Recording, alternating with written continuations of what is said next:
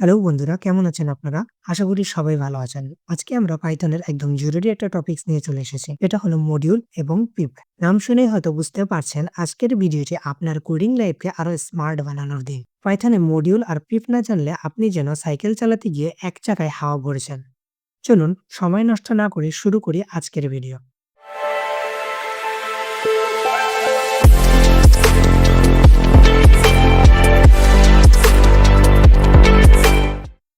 প্রথমে আমি VS Code D13 এর ফাইলটি ওপেন করে নিয়েছি। তো এখানে আমরা শিখব মডিউল এবং পিপ সম্পর্কে। মডিউল মানে কি? সহজে বাংলায় বলি। মডিউল হলো একগুচ্ছ কোডের সংগ্রহ যা আগে থেকেই লিখে রাখা হয়েছে। ধরুন আপনি চান আপনার প্রোগ্রামে একসাথে অনেকগুলো গাণিতিক কাজ করতে। প্রতিবার নতুন করে ফাংশন লিখবেন? না।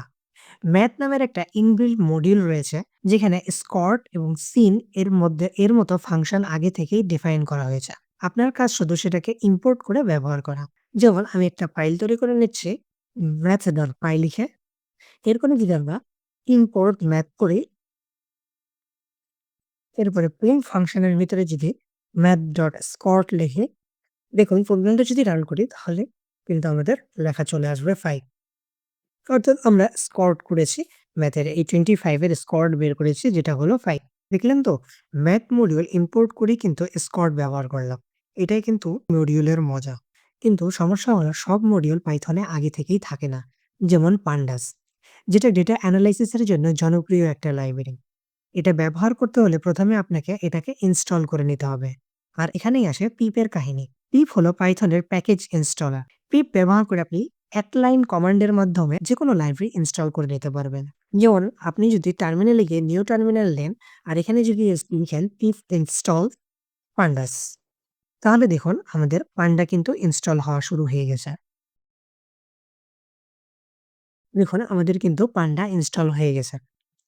এখন যদি আমি একটি ফাইল তৈরি করে নেই পান্ডাস লিখে, আর আমি এখানে যদি import pandas as pd করি, অর্থাৎ আমরা পান্ডাকে পিডি হিসেবে ইম্পোর্ট করে নিলাম। এরপরে যদি আমরা সেটা ডাটা আকারে ইনটেক নেই এখানে, যেমন আমি যদি নেই নেম, ডাবল কোটেশনের ভিতরে বিভিন্ন নাম, আমি ৩ জনের নাম নিয়ে নিয়েছি।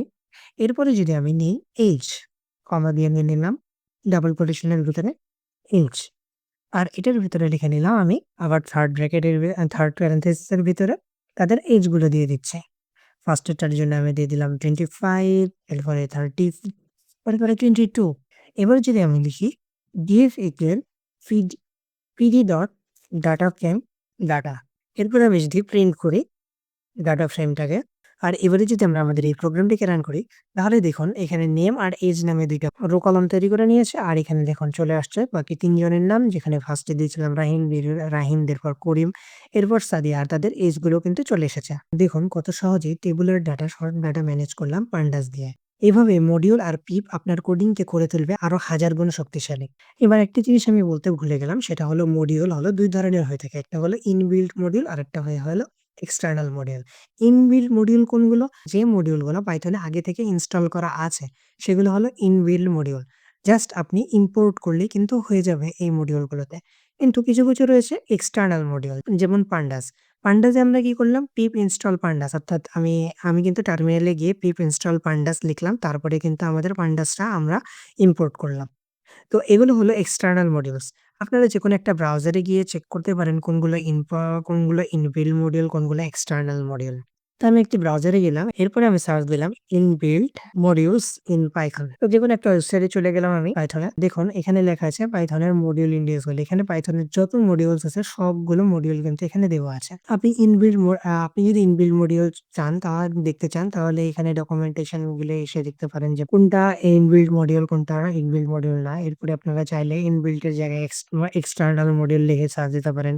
এক্সটার্নাল মডিউল ইন পাইথন লিখে সার্চ দিলাম। আপনি দেখতে পারেন এক্সটার্নাল মডিউল কোনগুলো পাইথনের, সব আপনারা চেক করতে পারেন। মেইনলি আপনার এই মডিউল আর পিপ কি করবে? তো আপনার একটা প্রোগ্রাম অনেক দ্রুত লিখতে পারবেন এই মডিউল এবং পিপ ব্যবহারের মাধ্যমে। পিপ সাধারণত একটা মডিউলকে ইনস্টল করার জন্য ব্যবহার করা হয়ে থাকে। যেমন আমরা কিছুক্ষণ আগে পিপ ইনস্টল করে পান্ডাস মডিউলটাকে ডাউনলোড করলাম আমাদের পাইথনের ভিতরে। তো এগুলো আমরা যে সাধারণত পিপ ব্যবহার করা হয় এক্সটার্নাল মডিউলকে ডাউনলোড করার জন্য। আর ইনবিল্ট মডিউল সাধারণত আগে থেকে ইনস্টল করা থাকে পাইথনের ভিতরে, যার কারণে শুধুমাত্র আমরা সরাসরি ইম্পোর্ট করলেই কিন্তু হয়ে যায়। যেমন আমরা math.py ফাইলের ভিতরে আমরা করেছিলাম। তো বন্ধুরা আজকের ভিডিও এই পর্যন্তই। মডিউল আর পাইথন নিয়ে প্র্যাকটিস করতে থাকুন। pandas এর মতো লাইব্রেরিগুলো চেখে দেখুন কোন লাইব্রেরিগুলো কি কাজে ব্যবহার হয়। আমি ইন ফিউচার আরো এগুলো ডিটেইলস আকারে শিখাবো, কোনো সমস্যা নেই। আর আপনাদের যদি ভিডিওটিতে কোনো সমস্যা থেকে থাকে তাহলে জানাবেন অবশ্যই, বা আগের কোনো ভিডিওটিতে যদি কোনো সমস্যা থেকে থাকে সেটাও জানাতে পারেন। লাইক, শেয়ার করবেন আর সাবস্ক্রাইব করতে ভুলবেন না। দেখা হবে পরের কোনো টিউটোরিয়ালে। ততক্ষণের জন্য ভালো থাকুন, সুস্থ থাকুন। আল্লাহ হাফেজ।